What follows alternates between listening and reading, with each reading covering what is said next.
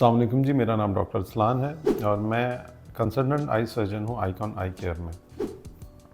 आज का टॉपिक बहुत इंटरेस्टिंग है, ख़ास तौर पे उन लोगों के लिए एक नॉलेजेबल टॉपिक है जिनको केराटोकोनस का प्रॉब्लम है। और आज ना सिर्फ हम ये बताएंगे कि ये होता क्यों है, प्रोग्रेस कैसे करता है, बल्कि ये भी बताएंगे कि इसमें क्योंकि नज़र की बहाली एक मुश्किल प्रोसेस होता है और विज़न बहुत ज़्यादा कम हो जाती है, तो उसको रिवर्स किस तरीके से किया जा सकता है। ज़्यादातर जो हमारे पेशेंट्स हैं उनमें इसके प्रोसेस को रोकना तो आसान है, लेकिन जो विज़न का रिवर्सल है, विज़न को बेहतर करने का प्रोसेस, वो बहुत ट्रिकी और मुश्किल होता है। तो पहले अगर हम केराटोकोनस की बात करें, ये क्यों होता है, बुनियादी तौर के ऊपर इसके ज़्यादातर जो केसेस हैं उनमें किसी वजह का ढूंढना मुश्किल होता है और ये खुद से एक बीमारी है जो कि आ जाती है।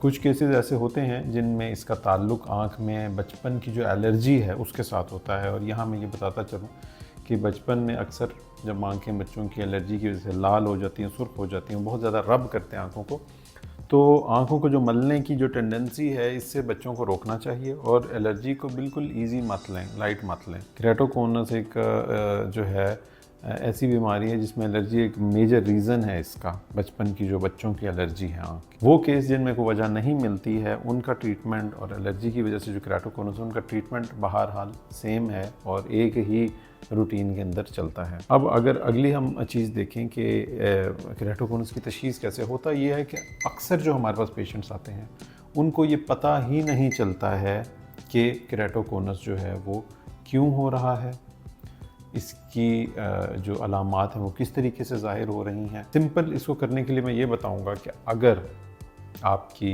आँख के अंदर नंबर ग्लासेस का तेज़ी से चेंज हो रहा है और ख़ास तौर पे अगर आपकी एज 15-16 साल से ज़्यादा है और नंबर फिर भी चेंज हो रहा है, ऐनक के नंबर में बार बार तब्दीली आ रही है, और ख़ास तौर पे अगर सिलेंड्रिकल नंबर है, एंगल वाला, एक्सिस वाला नंबर जिसको हम बोलते हैं, या इसको हम एस्टिग्मेटिज्म भी बोलते हैं, वो आ रहा है, तो फिर फौरी तौर पे बग़ैर वेट किए आप किसी अच्छे आई सर्जन को चेक करवाएं। इसके छुपे रहने की एक मेजर वजह ये है क्योंकि हमारे यहाँ ये ट्रेंड है कि हम ग्लासेस का नंबर सिर्फ़ और सिर्फ जो ऑप्टिकल शॉप्स हैं या ग्लासेस जहाँ बनती हैं वहाँ से चेक करवाते हैं।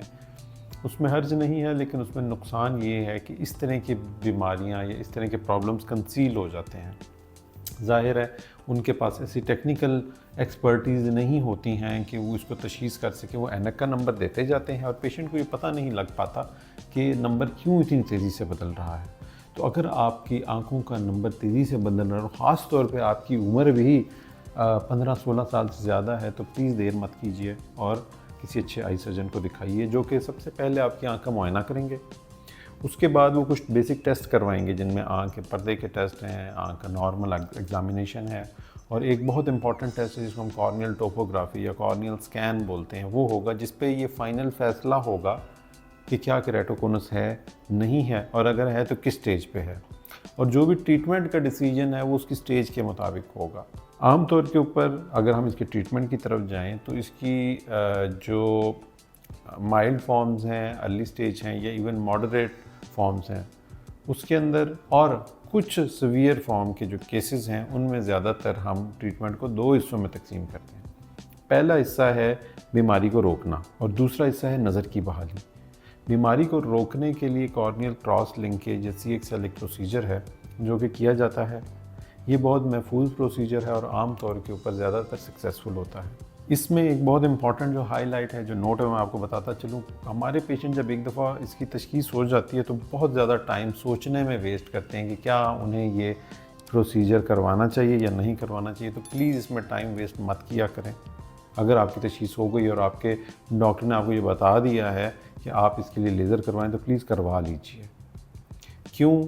क्योंकि जब तक आप ये फ़ैसला करेंगे उसमें मज़ीद नज़र गिरेगी, और ये लेज़र सिर्फ़ इसको स्टेबलाइज़ करती है, रिवर्स नहीं करती है। तो जो नुकसान आपका मज़ीद होगा वो वापस नहीं जाएगा। तो बराए मेहरबानी, अगर आपकी तसल्ली नहीं है तो किसी दूसरे डॉक्टर को दिखा लें, उनसे नहीं है तीसरे डॉक्टर को दिखाएं। लेकिन जब एक दफ़ा तशख़ीस मुकम्मल हो जाए, आपको पता चल जाए कि यही प्रॉब्लम है, तो फिर CXL में या कॉलन क्रॉस लिंकेज में डिले मत करें। अगली जो बात है, जब एक दफ़ा ये प्रोसीजर हो जाएगा, जो कि एक सेफ़ प्रोसीजर है, आमतौर पे सक्सेसफुल होता है, तो नेक्स्ट स्टेप में हम नज़र की भाली की तरफ जा सकते हैं, जिसमें कई प्रोसीजर हैं और उसमें सबसे जो इम्पोर्टेंट प्रोसीजर है जो कि कॉमनली परफॉर्म होता है वो ICL का है, जिसमें हम जो बड़े नंबर्स हैं उनको भी रिवर्स कर सकते हैं और ख़त्म कर सकते हैं। और एक दफ़ा जब वो नंबर ख़त्म हो जाते हैं तो आम तौर के ऊपर नज़र में काफ़ी हद तक बेहतरी मुमकिन हो सकती है। तो ये बेसिकली चंद चीज़ें थी जो केराटोकॉनस के हवाले से बहुत सारे लोगों के सवाल आते हैं, हमें क्वेश्चन आते हैं, स्कैन्स आते हैं, टेस्ट आते हैं, वो लोग हमसे पूछते हैं,